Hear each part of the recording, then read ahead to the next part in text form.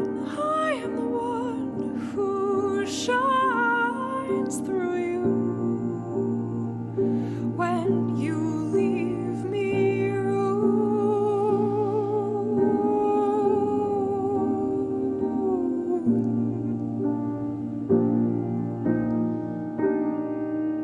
Hello everyone, and welcome to this month's virtue practice, Taurus, equilibrium leading to progress. For this month, we want to talk about Saint Carannog. He's a saint that I came across when I was quite young in a small coastal town in Wales. And the town was called Llangrannog after Saint Carannog. And he's not well known, but there are some really interesting legends about him. And one of the legends that really spoke to me was connected to his relationship to King Arthur. Apparently, he had lost his travelling otter, and he was seeking it, and Arthur had picked it up. But Arthur said he wouldn't give it back to him unless he could overcome this dragon that was causing a lot of havoc in the area where Arthur was himself trying to take some sort of reign in the consciousness of the people there. Now, I've mentioned this before. The dragon's often a symbolized image of materialism, or a force that works in the consciousness in a particular way. When we hear these legends of dragons, we're not really speaking about creatures that walk the earth, breathe in fire, so much as a astral or a psychic energy that works and affects a group of people and has an influence. And this dragon energy has a strong influence in the realm of materialistic nature or tendency. And so the legends of Arthur, from an esoteric point of view, were connected to his ability to stop these intensive materialistic forces taking hold of the world on this level of the collective consciousness. But he encountered one of these forces which he struggled to overcome, and asked Carannog to take that on. And it's an interesting picture. We're going to meet other saints that have had to, in a way, slay dragons. And that picture of slaying dragons is something that we all have to encounter on an esoteric path. The nature of the esoteric path is it goes beyond what is revealed in the sensory world. It's not just a material world that we're living in, and the esotericist knows this and has to live with this, but also encounter the forces that are intent on materialistic attitudes and materialistic ways of being. So Carannog was a saint who had attributes that are sort of archetypal to this esoteric path, his ability to take on the dragon. But here he wasn't slaying dragons. The legend says that he kind of spoke to the dragon and kind of led it away. We hear that in other saint stories, that they speak to this wild animal, this wolf, this dragon, this beast that is harming the people, and they can actually lead it away quite peacefully. And that story, there's an image in that I think is really quite beautiful, of the saint that can deal with a force that would perhaps terrorize others, and quite out of this place of equilibrium or harmony, lead it away from the psychic field of others. So Carannog has that legend about him, but there's also this other archetypal picture which we see in many of the saints.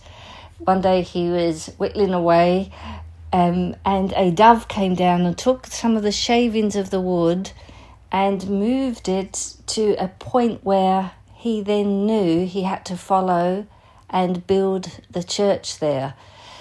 The dove and the dragon or the wolf are often seen in the world of saints, but they are again symbols or images of their relationship to the spirit, their ability to deal with tumultuous psychic forces, and also their connection to the Holy Spirit or the healing spirit.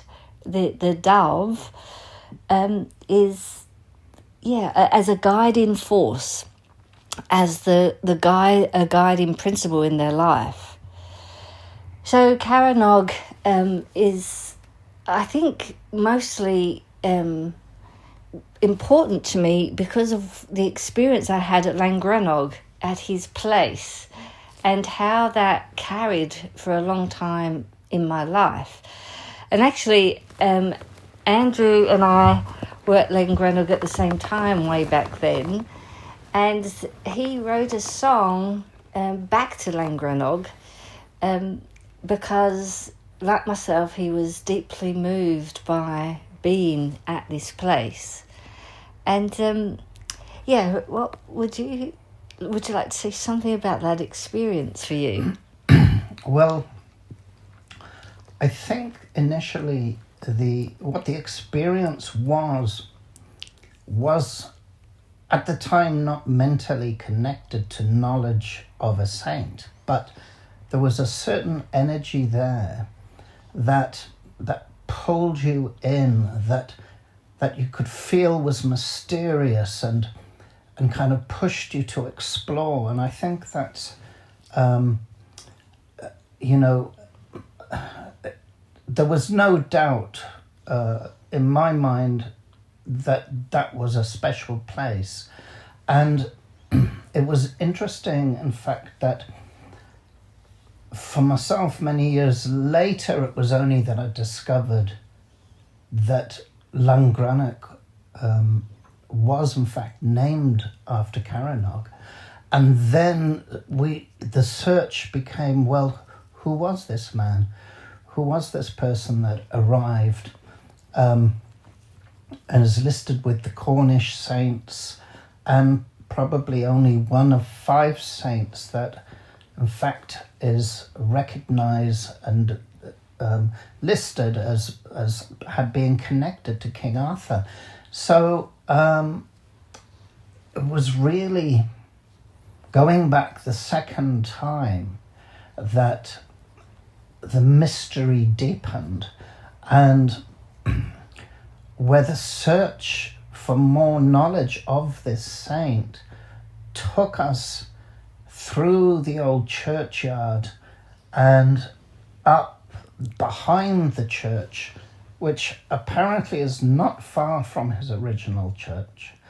And from the information that we, in a way, we intuited the direction to go to receive the information, and that took us through paths strewn with nettles and rose bushes with spikes, and like it was quite an effort, and slowly going up, and we in fact found Carannog's cave, which was just incredible.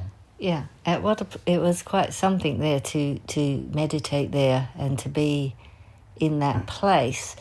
And I think this is such an interesting thing about place, because many of the saints took up a space that was already significant. So Llangrannog already had a mythology around it about a great giant who had lost a tooth, and the rock in the water is connected to this giant's tooth.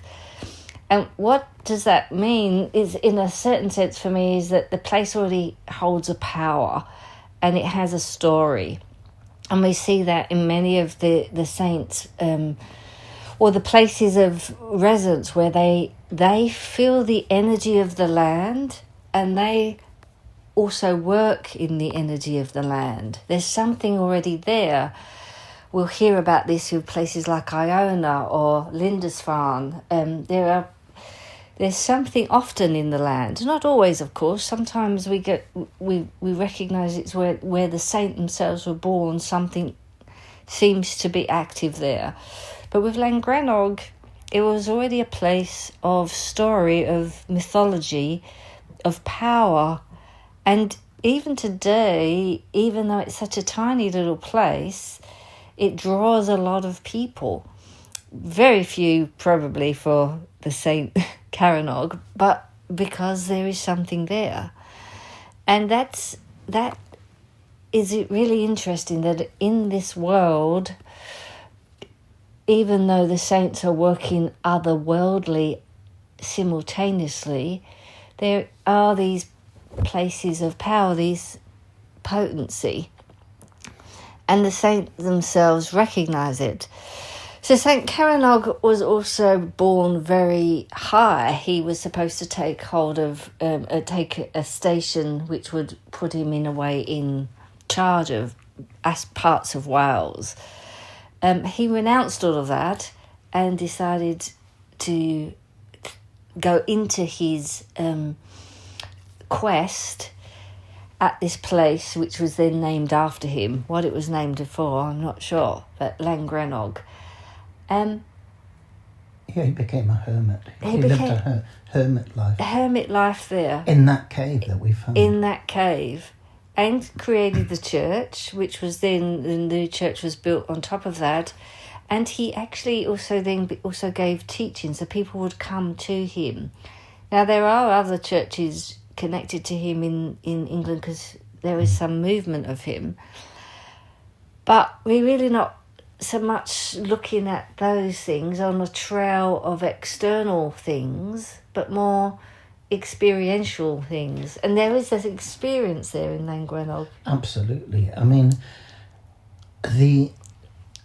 coming down from his cave, I mean, we sat in his cave for must have been nearly an hour, and it was extraordinary. But coming down then, we went into the little church below, which, not the original church, but the feeling in there was quite extraordinary, and a sense of deep peacefulness sort of pervaded. I mean, I'm not sure it was like, relaxing from the effort of getting down the hill, but in there there was a sereneness that felt palpable. Yeah. And close by is a well, Mary's Well, which people used to come for healing. So again, we have these archetypal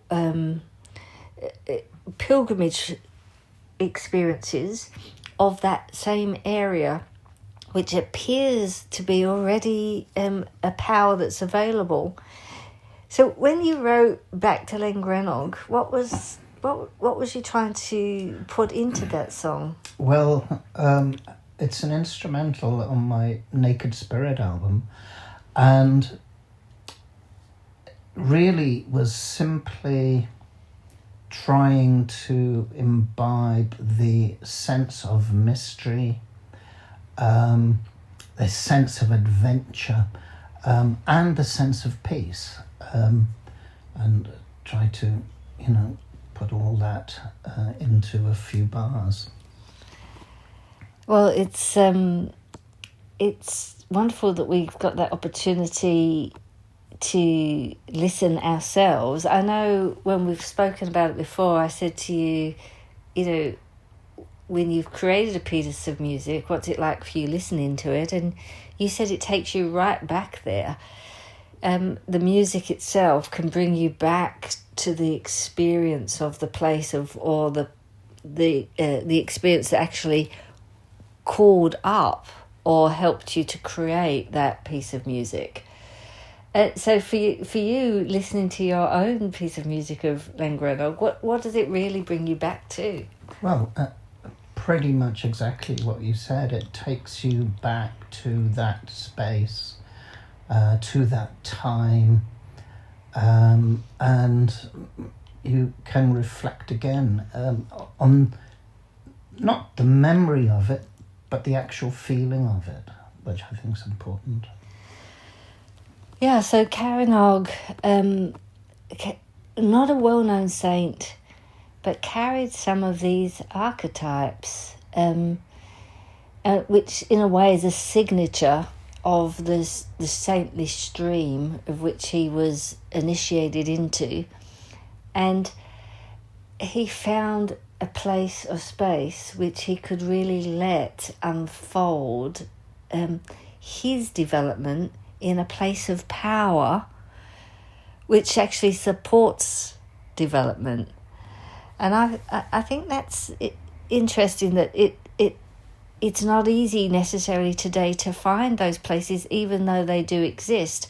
And it's sometimes in following the saints, you can re-engage with those experiences and find those places.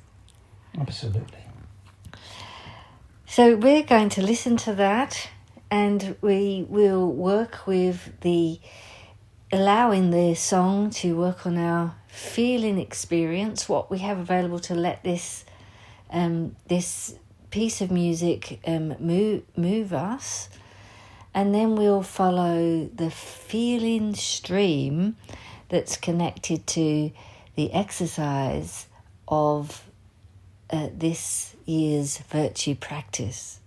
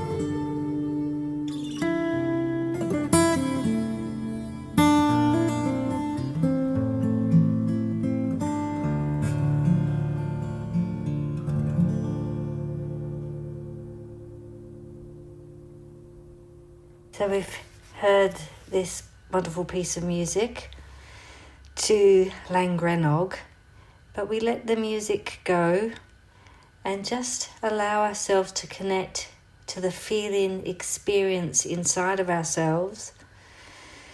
Now you may want to call up the virtue of equilibrium or progress, but it may be any other virtue, and you allow that to fill your heart and then follow the stream.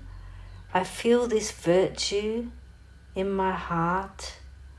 This virtue turns to warmth in my heart. My heart's force streams into my hands, it streams into my feet, and it streams up into the head. And you could use the words of the archetypal verse. My heart's force streams into my hands. My heart's force streams into my feet. My heart's force is a gift from the divine. I will work with this divine gift, thus may I hope to become strong. I am the one who shines through you. When you